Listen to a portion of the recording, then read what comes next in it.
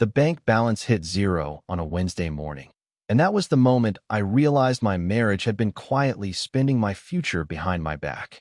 My name is Michael Reynolds. I am 42 years old, and until that morning, I believed the worst thing money could do to a marriage was make two people argue over it. I was wrong. Money can also sit in the dark like a secret, moving one transaction at a time until the life you thought was stable suddenly has no floor beneath it. I found out at 7:16 in the morning, standing in our kitchen in suburban Nashville, wearing a wrinkled dress shirt, one sock missing, coffee still dripping into the pot, and my phone in my hand showing a checking account balance of $23.80. Not $2,300. Not a pending error. $23.80. The mortgage payment was due in 4 days. My truck insurance was due Friday. I had just promised our teenage daughter I would cover her field trip deposit by the end of the week. For a second, I just stared at the screen, waiting for the numbers to rearrange themselves into something less impossible. They did not. The kitchen around me kept pretending life was normal. The refrigerator hummed. The coffee maker sputtered. The neighbor's dog barked twice beyond the fence. Upstairs, my wife Sarah was still asleep, or pretending to be, wrapped in the soft comfort of a house I thought we were both trying to protect. I refreshed the banking app. Same number. I opened the savings account. Empty. I opened the joint credit card. Maxed out. My thumb hovered over the screen while my chest went cold in a way anger never manages at first. Anger comes later. First comes disbelief, quiet and sharp, like stepping onto a stair that is not there. I scrolled through the transactions, and each line felt like someone turning a key deeper into a lock. Boutique purchases downtown. Spa charges. 3 separate luxury hotel deposits. Online furniture orders I had never seen. Cash withdrawals in amounts just under the daily alert threshold. Then one charge that made my stomach tighten. A jewelry store purchase for $4,800, posted the day after I told Sarah we needed to cut back until my year-end bonus cleared. I remembered that conversation clearly. We had been standing right there in the kitchen, rain tapping against the window, me showing her the spreadsheet I kept for bills, groceries, tuition savings, and the emergency fund. She had smiled, touched my arm, and said, "You worry too much, Michael. I have it handled." I believed her because believing your wife should not feel like a risk assessment. I had worked 16 years as an operations manager for a regional shipping company, nothing glamorous, but steady. 45 hours a week when business was calm, 60 when trucks were late and warehouses fell behind. I was the man who fixed the budget when tires blew out, who delayed buying new boots so the family vacation would still happen, who kept every receipt, because stability does not build itself. Sarah used to respect that. At least I thought she did. But staring at those transactions, I felt the first ugly question rise in my mind. Was this a mistake, or had she known exactly how close to the edge she was pushing us? I heard movement upstairs, then the soft creak of the bedroom door. A minute later, Sarah came down in a cream robe, hair tied back, face calm, phone already in her hand. She looked at me, then at the phone in my grip, and something flickered across her face before she covered it with a sleepy smile. "Morning," she said. I did not answer right away. I turned the screen toward her and watched her eyes drop to the balance. The room went still enough for me to hear the coffee finish brewing. Sarah's smile faded, but not into shock. That was what scared me. She did not look surprised. She looked caught. I set the phone on the counter between us and kept my voice even, because a man learns things in silence that shouting will never reveal. "Sarah," I said, "where did our money go?" The next hours passed in a tense silence that seemed to stretch every second into a minute. I sat at the kitchen table, coffee cooling beside me, spreadsheets and bank statements spread out like a battlefield map, and Sarah hovered near the counter, watching my every move with a calm that made my head spin. I went through each transaction slowly, asking questions that were factual and precise, noting dates, amounts, and patterns, and she answered with a tone that tried to be casual, but each pause betrayed her awareness of the damage done. I realized that this was not a mistake, but a carefully orchestrated pattern of overspending, an invisible erosion of our finances that had been going on for months, perhaps even longer. The anger that had not fully formed in the early morning now simmered in my chest, but I forced myself to stay composed because panicking or shouting would not reclaim the lost money or restore the sense of control I needed. I began to document everything, categorizing each expense, understanding where she had allocated funds, and planning how to rebuild our financial foundation step by step. Sarah suggested compromises, some reasonable, others clearly designed to deflect accountability, and I nodded while mentally calculating the impact of each suggestion. It became clear that I needed a plan, one that involved reclaiming control over our accounts without escalating the conflict, a plan that required precision, restraint, and clarity of mind.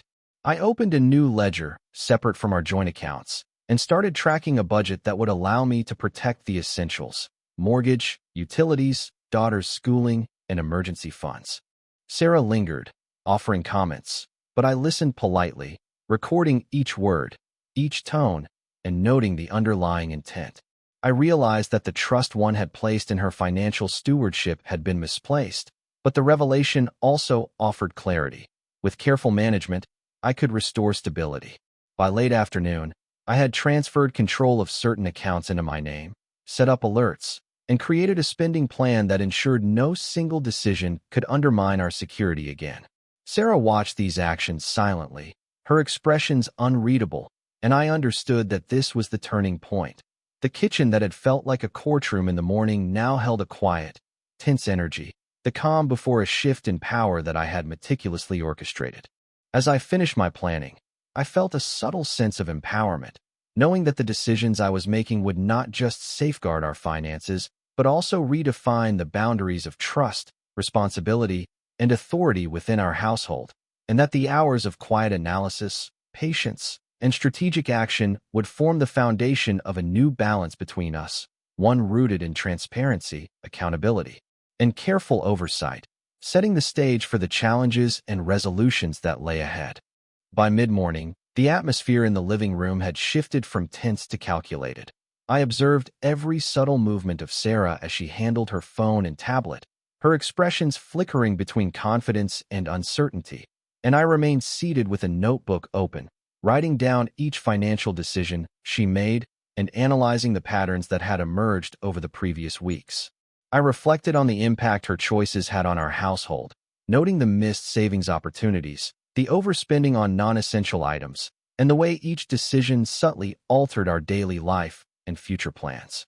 I realized that regaining control would not be about confrontation, but about precise, deliberate action, and I started setting up financial boundaries that were firm yet logical, implementing automated transfers to secure accounts, and creating budgets that prioritized essentials while limiting discretionary spending. Sarah noticed my methodical approach and asked questions, some curious, others clearly probing, and I answered with measured clarity, explaining the importance of safeguarding our family's future without turning the discussion into an argument. I focused on tracking every recurring expense, scrutinizing patterns, and understanding the logic behind each purchase, realizing that my calm, systematic approach allowed me to see opportunities to optimize resources and redirect funds to areas that truly mattered, including our daughter's education, home maintenance, and emergency reserves.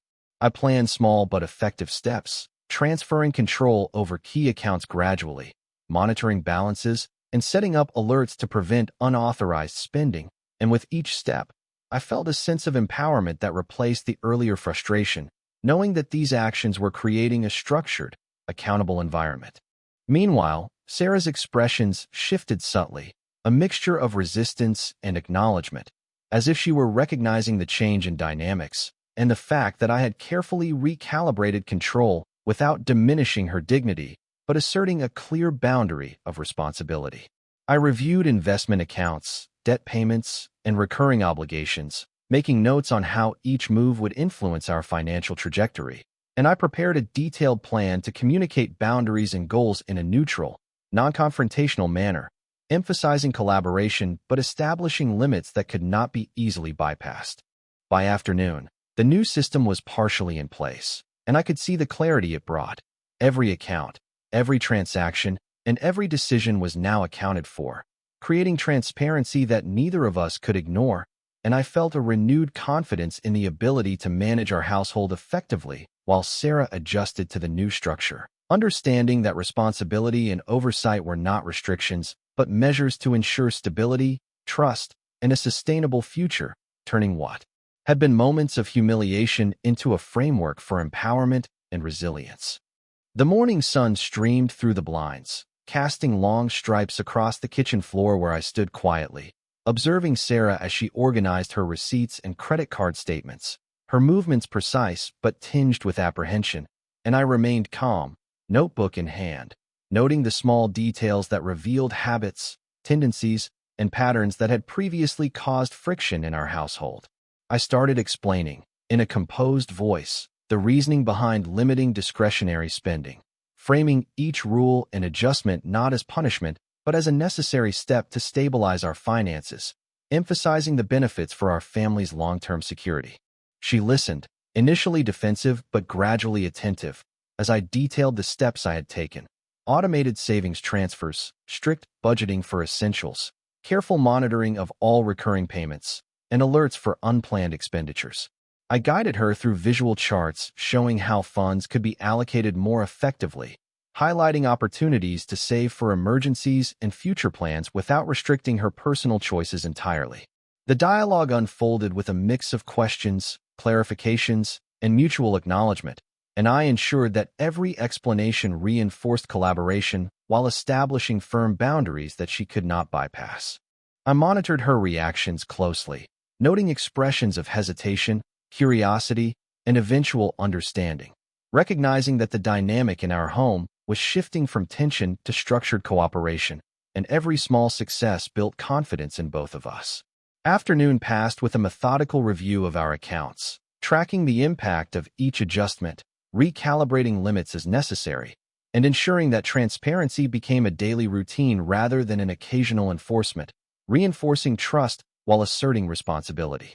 Sarah began participating more actively, suggesting adjustments and asking for clarification on financial choices, which I welcomed, creating a sense of shared ownership while maintaining the safeguards necessary for our household stability. By evening, the system was fully in motion. Automated transfers were active, budgets were strictly categorized, alerts were in place, and the atmosphere in our home had shifted to one of cautious optimism and clear accountability.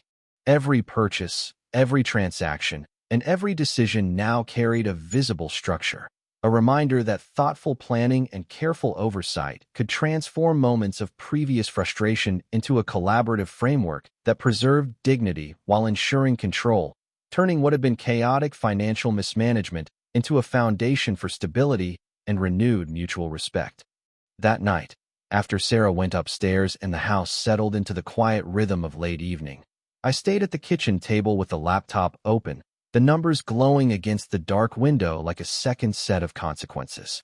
The new alerts were active, the essential bills were protected, and the emergency transfers were scheduled, but the deeper I looked into the statements, the clearer it became that the damage had not started with one careless week.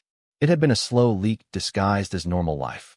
A department store purchase here, a dinner receipt there, a subscription I had never heard of, a cash withdrawal labeled in my mind as groceries until the pattern showed it happened every Thursday at almost the same time. The house around me was still, but my thoughts were not. The clock above the pantry clicked once every second, steady and indifferent, while I built a timeline from 6 months of transactions. February was when the first savings transfer stopped. March was when Sarah began paying only the minimum on the credit card. April was when she moved $5,000 from the emergency account into checking without telling me. May was when the luxury hotel deposits appeared. By June, she had started using the joint card for purchases that looked less like mistakes and more like a lifestyle she had been hiding from the budget. I sat back and rubbed both hands over my face, not because I was shocked anymore, but because the clarity was exhausting. Betrayal is easier to understand when it comes with a confession. This had come with receipts. At 10:37, my phone buzzed with a fraud alert I had set up only hours earlier. Attempted charge declined, $2,100 at a designer boutique in downtown Nashville. I stared at the message until the screen dimmed. Sarah was upstairs. The boutique was closed to walk-in customers at that hour, which meant the purchase had been online, quick, careless, almost defiant. I did not yell up the stairs. I did not storm through the house. I stood, walked to the hallway, and listened. No footsteps, no apology, just the faint sound of our bedroom television through the wall, Some cheerful show laughing at the wrong time.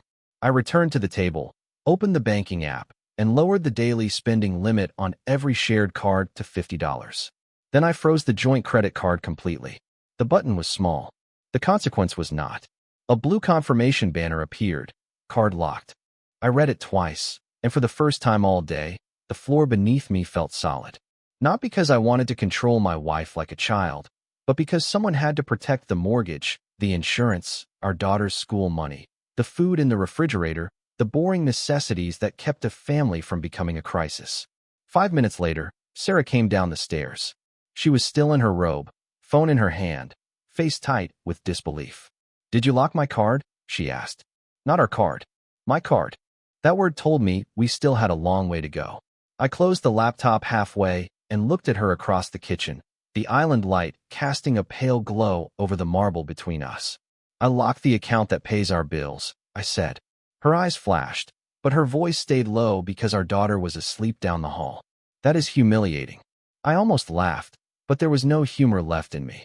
Humiliating is standing at a gas pump wondering if your card will decline because your wife spent the mortgage cushion on things she did not discuss. She crossed her arms. I was going to return some of it. When the question landed harder than I intended because she had no answer ready. Her mouth opened, then closed. I stood slowly, keeping my voice even. "Sarah, I am not freezing groceries. I am not freezing medicine. I am not freezing anything our family needs. I am freezing the spending that almost put us behind on the house." She looked away toward the dark living room, where family photos lined the wall, all of us smiling in frames that suddenly felt like they belonged to people who had been better at pretending than understanding. "You are treating me like I cannot be trusted," she said. I let the silence hold for one beat. "No," I said. "I am responding to the fact that I trusted you and woke up with $23 in checking." Her face changed then.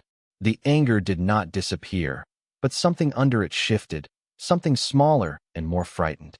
For the first time, she looked less offended by the boundary and more aware of the hole beneath it. I opened the laptop again and turned the screen toward her.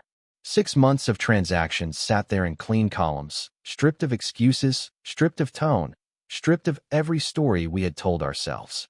"Tomorrow morning," I said, "we call the bank. Then we call the credit card company. Then we build a repayment plan. If you want to be part of the decisions, you will be part of the truth." Sarah stared at the screen, her shoulders lowering by half an inch. Outside, the neighborhood was silent, porch lights glowing across quiet lawns, every house looking stable from the street. Inside ours, the damage had finally been named. And once something is named, it becomes harder to keep feeding it in the dark. The next morning, I woke before the alarm, not because I had slept well, but because stress has its own clock and mine had been ticking all night. The house was quiet, the kind of quiet that usually felt peaceful on a Thursday morning in suburban Nashville, but now felt like everyone inside it was holding their breath. I lay there for a few seconds staring at the ceiling, listening to the air conditioner kick on, listening to Sarah breathe beside me, listening to the faint creak of the house settling around the damage we had finally dragged into the light. At 6:12, I got out of bed, showered, and dressed for work like any normal day. But nothing about that morning was normal. I went downstairs, made coffee, opened the laptop on the kitchen table, and pulled up the bank statements again. The numbers had not changed while I slept. The checking account was still nearly empty. The savings account was still gone. The credit card was still locked. I had hoped some part of me would soften overnight, that maybe I would wake up feeling less betrayed, less cold, less certain that freezing the card had been necessary. Instead, the first clear thought in my head was that I should have done it sooner. Sarah came down at 6:40 in jeans and a gray sweater, her hair pulled back, her face bare and tired. She stopped at the edge of the kitchen when she saw the laptop open, as if the screen itself had become a person she did not want to face. I poured her coffee without asking. Old habits do not die just because trust gets injured. She took the mug with both hands and sat across from me. For a full minute, neither of us spoke. The coffee steamed between us. Outside the window, a school bus rolled down the street, brakes sighing at the corner, children climbing aboard with backpacks bigger than their shoulders. Ordinary life kept moving past our house, unaware that inside, 2 adults were trying to figure out how a family survives a financial sinkhole. Finally, Sarah looked at the laptop and said, I did not think it had gotten that bad. I held her gaze. That is not the same as not knowing. She swallowed, and the difference landed. I turned the screen slightly toward her and opened the transaction timeline I had built after midnight. We are going to call the bank first, then the credit card company. Then I am opening a separate household account for mortgage, insurance, utilities, groceries, and school expenses. My paycheck will go there first. Her eyes lifted quickly. Your paycheck? The paycheck that covers the bills, I said. Until we rebuild the emergency fund and pay down the card, discretionary spending goes through a written budget. She looked away toward the living room, where sunlight touched the family photos on the wall. So I have to ask permission now. There it was again, the instinct to make accountability sound like imprisonment. I felt my jaw tighten, but I kept my voice level. No, you have to participate in reality now. The words were quiet, but they filled the room. Sarah blinked, and for once, she did not answer immediately. I continued before she could turn the conversation into feelings about the boundary instead of the choices that created it. You will have your own spending allowance. So will I. Same amount. Anything above that gets discussed before it happens. Not after. Not when the account is empty. Before. She stared down into her coffee. What about the things I already bought? We return what can be returned. We cancel what can be canceled. We sell what cannot be returned if it is not essential. Her face tightened at the word sell, and I knew exactly what she was thinking about. The jewelry store charge. The furniture orders. The boutique purchase that had tried to go through after I froze the card. Michael, she said softly. Some of those things were supposed to make me feel better. That sentence pulled something sharp through me, not because it excused anything, but because it sounded almost honest. I leaned back, suddenly tired in a way coffee could not fix. About what? She pressed her lips together, fighting herself. About feeling behind. About seeing other women at church, at work, online, always looking like they had more, did more, lived better. I know it sounds shallow. It sounds expensive, I said, then immediately regretted how hard it came out. But the truth had teeth that morning. Sarah nodded slowly. It was. Her eyes filled, but she did not cry, and I respected that more than I expected. I kept thinking I could fix it later. Your bonus. A return. A better month. Then it got bigger, and I did not know how to tell you without looking. She stopped. Without looking what? Like I failed. I looked at the rows of numbers, the clean columns of damage, and felt anger and sadness sit beside each other like two strangers forced to share a bench. Sarah, you did fail. But hiding it almost made the whole family pay for it. She closed her eyes. When she opened them, something defensive had drained out of her face. Not everything, but enough. At 7:30, we called the bank. I put the phone on speaker. Sarah sat beside me, not across from me, and answered questions when the representative asked about authorized transactions. Yes, she had made them. Yes, she understood the card was locked. Yes, she agreed to new alerts. Then we called the credit card company and set a repayment schedule that made my stomach hurt, but at least had an end date. By the time our daughter came downstairs, the worst of the conversation was hidden beneath normal voices and scrambled eggs, but the house felt different. Not healed, not safe yet, just less dishonest. After she left for school, Sarah stood by the sink and said, "Thank you for not telling her." I rinsed my mug slowly. This is not her burden. Sarah nodded. I know. I dried my hands, looked at the woman I had trusted with our future, and realized trust was not coming back because she sounded sorry. It would come back only if the numbers changed, if the habits changed, if the truth stayed visible when shame wanted to cover it again. I picked up my keys for work, paused at the door, and looked back at her. The card stays frozen, I said. Not forever, but for now. Sarah did not argue. She only looked at the laptop, at the budget, at the first honest map of the hole we were in, and whispered, "Okay." That one word did not fix the account. It did not erase the debt. But it was the first time in 24 hours she had chosen the truth without being forced into it. And sometimes, when everything has been drained, the first thing you rebuild is not money. It is the courage to stop lying about where it went. By Friday afternoon, the first real test arrived, not as a dramatic confrontation, but as a notification on Sarah's phone while I was standing in aisle 7 at Kroger, comparing prices on chicken breast like a man trying to rebuild his life one grocery receipt at a time. She called me at 4:18, her voice tight and embarrassed. The card declined. I closed my eyes for 1 second, the fluorescent lights buzzing above me, a cartwheel squeaking somewhere behind the cereal aisle. "Where are you?" I asked. "Target," she said.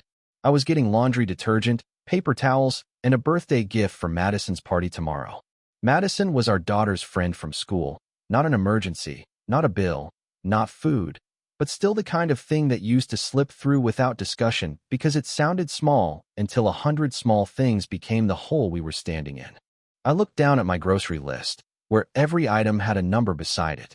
Milk, eggs, bread, chicken, apples, rice, store-brand cereal. Boring things. Necessary things.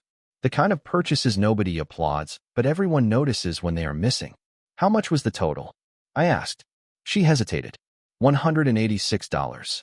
There it was. The old pattern dressed as errands. "How much was the gift?" $45. "And what else?" The pause told me more than the answer. "A few storage baskets. They were on sale." I gripped the cart handle, not hard, just enough to keep my voice steady. Around me, people moved through the store with coupons and tired faces, ordinary families doing ordinary math. "Sarah, we talked about this yesterday." "I know," she said quickly. "I know. I just thought since it was household stuff." "Household stuff is detergent and paper towels," I said. "Storage baskets are not urgent when the credit card balance is sitting there like a second mortgage." She did not answer. In the silence, I could hear the Target checkout beeping faintly through her phone. Cheerful little sounds that felt strangely cruel. A year ago, I might have driven over, paid the total, told myself it was not worth the argument, and watched another boundary dissolve under the warm water of convenience. That was how we got here. Not one explosion. One avoided conversation at a time. "Put back the baskets," I said. "Put back the gift too. We will choose something under $15 tonight, together, from the budget." Her breath shook. "This is humiliating." I looked at the chicken prices again, absurdly calm, because the word had started losing its power over me. "No, Sarah. This is what a limit feels like the first time it works." She was quiet for so long I thought she had hung up. Then she said, softer, "People are behind me." I felt the ache of that. I did. I could imagine her standing there with a line forming, face warm, pride folding in on itself, while a teenage cashier waited for her to decide what to remove. But I also imagined the mortgage payment clearing, our daughter's field trip covered, the electric bill paid before the late fee hit. I imagined not waking up to $23.80 again. Compassion could not mean surrendering the guardrail. "Then step aside," I said. "Take your time. I am not angry. But we are not buying our way out of embarrassment anymore." The sentence surprised both of us. It had the sound of something deeper than money. Sarah whispered, "Okay." And for the first time, that word came before the rescue, not after it. I stayed on the phone while she asked the cashier to suspend the transaction. I heard the rustle of bags, the careful politeness in her voice, the strain underneath. Then she came back on the line from somewhere quieter. "I put them back," she said. "The baskets and the gift." "Thank you." The words were simple, but I meant them. Not because she had obeyed me. I hated the idea of our marriage becoming a command and response. I thanked her because she had done the uncomfortable thing while embarrassment was watching. That mattered.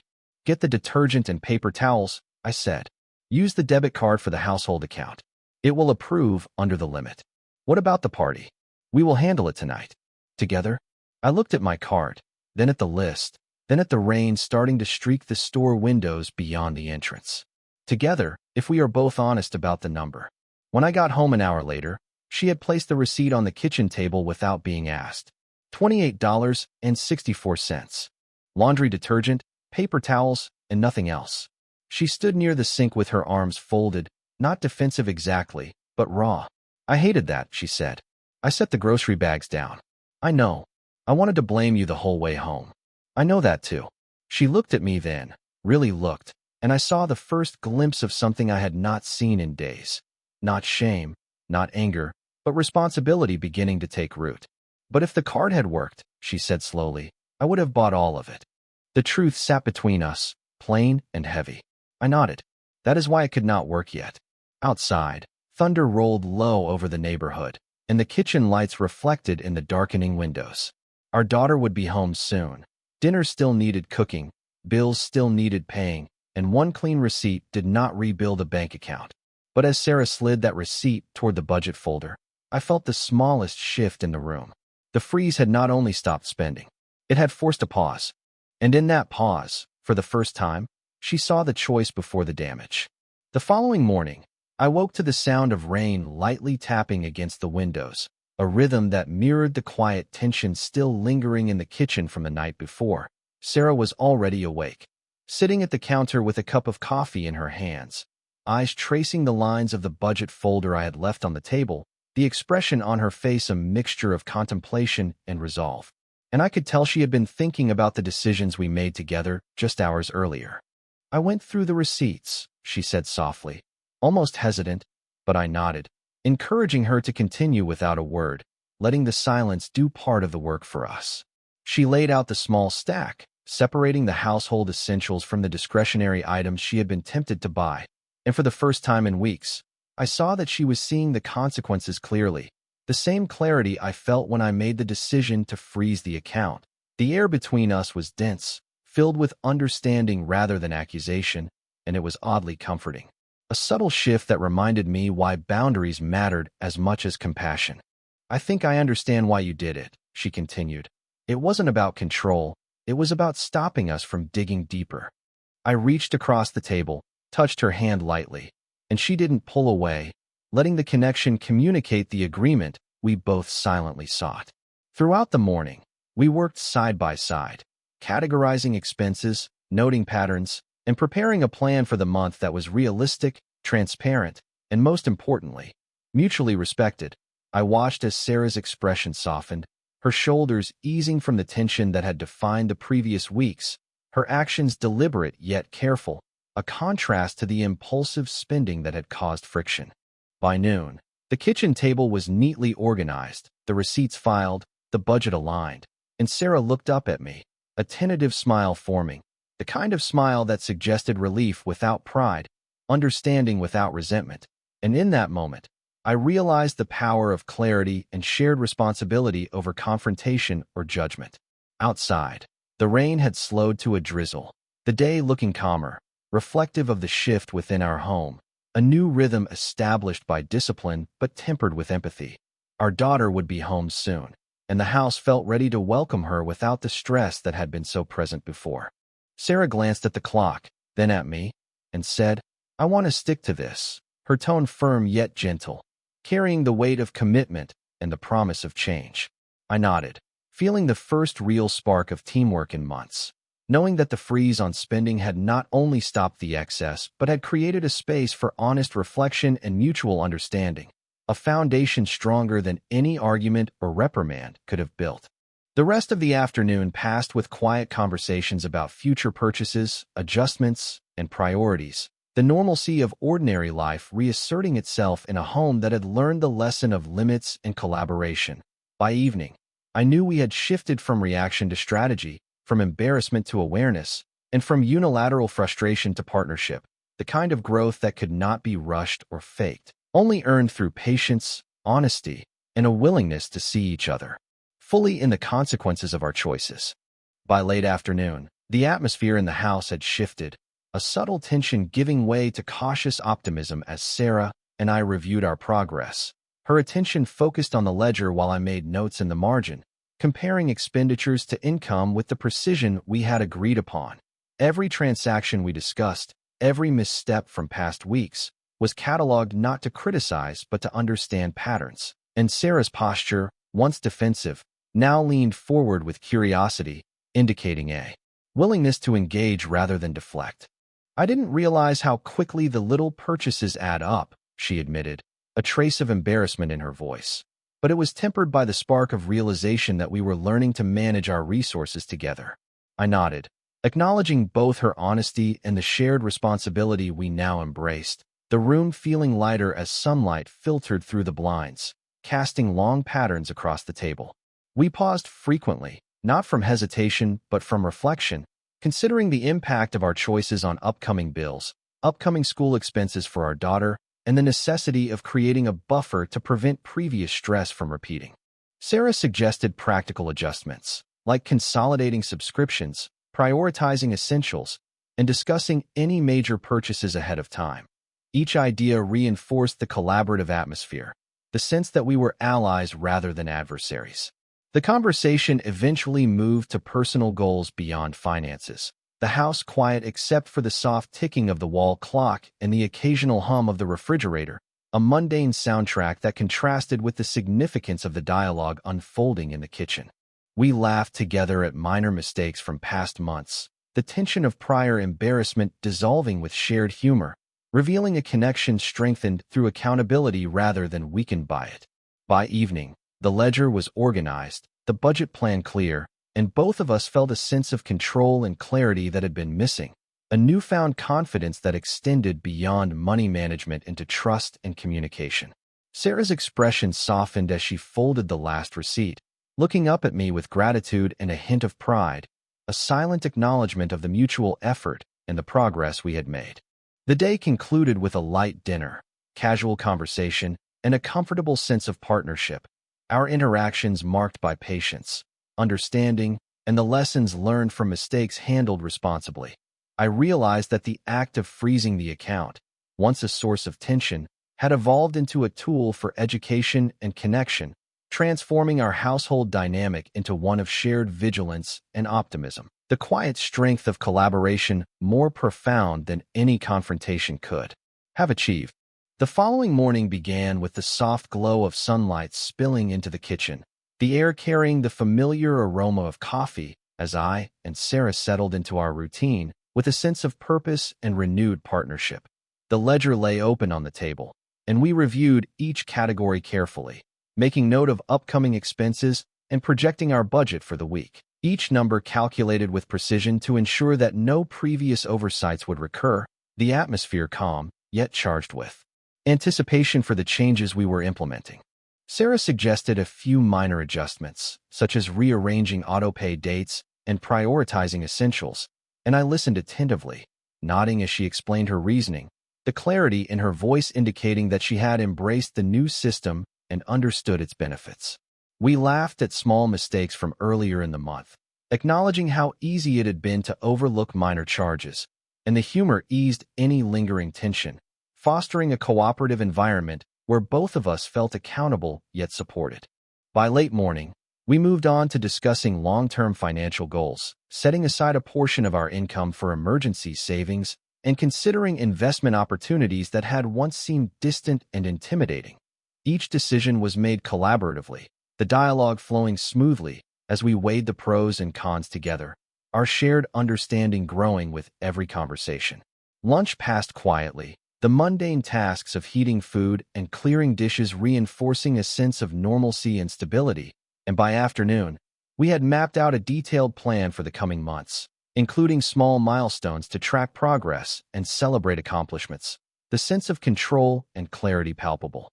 The afternoon sun filtered through the blinds, casting warm patterns across the room, and we reviewed the final figures once more, making minor tweaks and adjustments, our cooperation and communication evident in the ease of discussion, the respectful exchange of ideas, and the mutual acknowledgement of each other's input. By evening, Sarah closed the ledger with a sense of satisfaction, her expression reflecting pride and relief, and we shared a simple dinner, our conversation light, yet thoughtful, centered on plans for the future and the lessons we had learned from managing our household together. The day ended with a sense of accomplishment, mutual respect, and the quiet contentment of a partnership strengthened by patience, understanding, and shared responsibility, a dynamic now marked by trust and collaboration rather than past frustrations or unilateral decisions. By the end of the second week, the numbers had stopped feeling like enemies and started feeling like signals. Every evening after dinner, Sarah and I sat at the kitchen table for 20 minutes with the ledger open between us, the same table where I had first discovered how close we had come to missing the mortgage, and somehow that routine became the most honest part of our day. We did not make it warm or sentimental. We made it clear. Paycheck deposited, mortgage protected, credit card payment scheduled, grocery total under budget by $16.40, emergency fund rebuilt by $200. The progress was not dramatic, but it was real, and real had started to matter more to me than comforting words. Sarah brought every receipt without being asked now, placing them beside the blue folder before she even took off her coat. Some nights, she looked proud. Some nights, she looked ashamed. Most nights, she looked tired, and I understood that accountability was exhausting when a person had spent months hiding from it. I was tired too, not from tracking numbers, but from tracking my own heart, from trying to decide when caution became cruelty and when forgiveness became foolishness. One Thursday evening, while our daughter was upstairs working on a history project, Sarah sat across from me and pushed a small white box across the table. I looked at it, then at her. "What is this?" I asked. She folded her hands together. "The necklace." I knew which one before she said anything else. The $4,800 charge from the jewelry store, the one that had made my stomach turn cold the morning everything came apart. I opened the box and saw the necklace resting in white satin, delicate and expensive and completely out of place under our kitchen light, beside a stack of coupons and a half-empty glass of iced tea. "They would not take it back," she said. Too much time had passed. But I called a consignment store in Franklin. They said they can sell it for maybe half. Her voice shook slightly on the last word, but she did not look away. That mattered. A month ago, she would have defended it. A week ago, she might have cried until the conversation became about her shame instead of the debt. Now she was offering the mistake back to the budget. I closed the box gently. "Are you sure?" She nodded. "I bought it because I wanted to feel like someone who did not have to worry about money. Then I made us worry about everything." The sentence hit me harder than I expected. Not because it erased what happened, but because it finally sounded like she understood the shape of it. I leaned back in my chair, hearing the dishwasher hum behind us, the ceiling fan turning slowly overhead, the quiet sounds of a home trying to become trustworthy again. "We will take it Saturday," I said. "Together?" she asked. I studied her face. There was hope there, but not entitlement. That was new. "Together," I said. She breathed out, and for a few seconds neither of us spoke. The old me would have reached across the table, taken her hand, and tried to seal the moment as proof that everything was fine. But everything was not fine. It was better. Better deserved respect too. It deserved not being rushed into a lie. So I stayed where I was, calm and present, letting the truth be enough for one night. Later, after our daughter went to bed, Sarah came into the living room holding her phone. "I deleted the shopping apps," she said. I looked up from the budget notebook. "You did not have to show me." "I know," she said.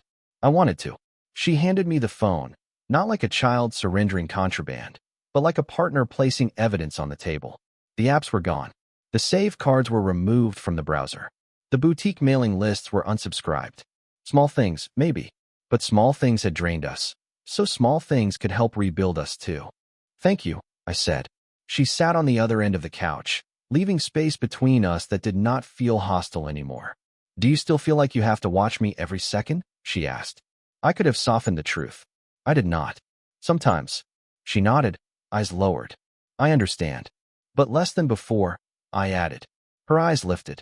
That was as much reassurance as I could honestly give, and she seemed to know it. Outside, rain moved across the windows, softer than it had been that first morning.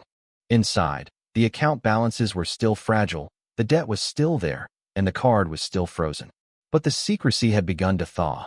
That was the part one had not expected. Freezing her spending had not only stopped the money from leaving, it had stopped the silence from protecting the damage. And now, receipt by receipt, choice by choice, we were learning whether trust could grow back in a house where the truth finally had a permanent seat at the table. The weekend arrived with the sun just beginning to drop behind the city skyline, casting long shadows across the living room where Sarah and I sat surrounded by the faint hum of the refrigerator and the ticking of the wall clock. The blue folder lay open between us, a testament to the progress we had made, each page marked with numbers, notes, and reminders that no longer carried the weight of secrecy, but instead the weight of accountability. "I never realized how much I relied on blind trust until it failed me," Sarah said softly, flipping through the receipts with deliberate care. Her eyes met mine, and I saw a mixture of remorse and determination, a clarity that had been absent in the chaotic weeks following our financial crisis. We had started with small steps, limiting purchases and tracking every expense, but now the habits were ingrained enough that they no longer felt restrictive but stabilizing. I nodded, feeling the same mix of exhaustion and relief that came from finally facing the consequences of actions rather than running from them. The atmosphere in the room was calm, punctuated only by the soft rustle of paper and the occasional clink of the coffee mug beside me. Later, we reviewed the plan for the upcoming week, projecting income and outlining essentials, everything transparent and balanced. There was an unusual stillness in the air, not because everything was perfect, but because the weight of uncertainty had lifted, replaced by a shared understanding of responsibility and mutual respect. Our daughter peeked in from the staircase, her presence reminding us that the stakes were more than numbers. They were about trust, security, and the model of stability we wanted to show her. Sarah smiled faintly, a genuine curve of her lips that carried neither guilt nor fear but hope. I returned the smile, sensing that the house itself seemed to breathe easier, the walls echoing with quiet reassurance rather than tension. We took turns checking the account balances, double-checking the emergency fund allocations, and discussing adjustments without urgency, knowing that measured action had more power than panic. Outside, the light shifted, signaling the transition to evening, while inside, we maintained our steady rhythm, a rhythm of communication and transparency. By the time the city lights flickered on, illuminating the streets below, Sarah had finished logging all transactions, and I had noted upcoming obligations, both of us appreciating the routine as much as the results. In these quiet moments, I realized that regaining control had never been about restriction alone. It was about reclaiming trust, creating habits that reinforced honesty, and establishing a foundation for stability that could endure beyond fleeting lapses in judgment. Sarah looked at me once more, a silent acknowledgement passing between us, a recognition that while mistakes had shaped our past, deliberate choices and shared diligence would define our future. The room was no longer just a kitchen or living space. It was the center of a small, functioning ecosystem of trust, planning, and accountability, where each decision echoed with significance, and each step forward strengthened the bonds of our shared life. We knew challenges would arise again, but in that moment, the quiet triumph of consistency and honesty felt substantial, as though the foundation we had rebuilt could support not just our finances, but the very essence of how we coexisted, planned, and moved forward together, aware, present, and committed. The morning sun streamed through the kitchen window, casting a warm golden glow across the counters as Sarah and I prepared breakfast side by side. The rhythm of our movements comfortable and synchronized, a silent testament to the renewed trust that had settled between us. "It feels strange to think how far we have come," she said, stirring the oatmeal with a soft, deliberate motion, her expression a mixture of reflection and quiet pride. I nodded, pouring coffee into our mugs, the aroma filling the room and mingling with the subtle scent of toasted bread. The air was calm, the occasional chirp of birds outside the window punctuating our quiet conversation about budgets, upcoming bills, and the small adjustments we had made to regain financial stability.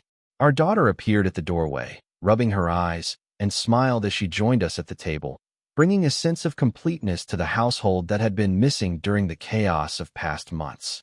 We spoke about future plans, emphasizing responsibility while allowing room for occasional small joys, understanding that balance was key to sustaining the progress we had achieved. Sarah laughed softly at a light-hearted comment from our daughter, and I caught the sparkle of amusement in her eyes, a sign that tension had been replaced with ease and connection. Together, we reviewed our shared calendar, aligning schedules, noting appointments, and coordinating tasks with meticulous attention to detail, ensuring transparency and collaboration were at the forefront of our daily lives. Each action, from preparing meals to organizing paperwork, carried a new weight of purpose, reinforcing our commitment to each other and the family structure we were rebuilding. As the morning progressed, the sunlight shifted, creating a mosaic of light and shadow across the wooden floor, a visual metaphor for the clarity and stability that had returned to our lives.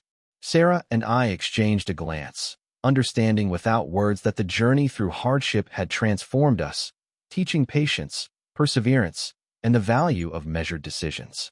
By the time we finished breakfast, the house resonated with a quiet energy of accomplishment and hope, each of us moving with intention, aware of the responsibilities and privileges of maintaining trust and control.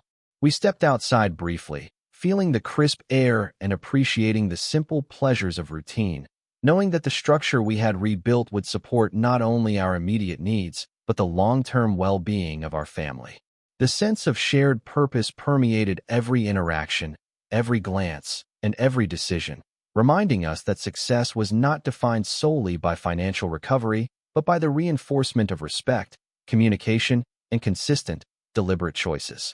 As the day unfolded, I realized that the lessons learned, the habits formed, and the trust restored were more valuable than any account balance, providing a foundation for a future that was secure, collaborative, and filled with the quiet satisfaction of resilience and regained harmony.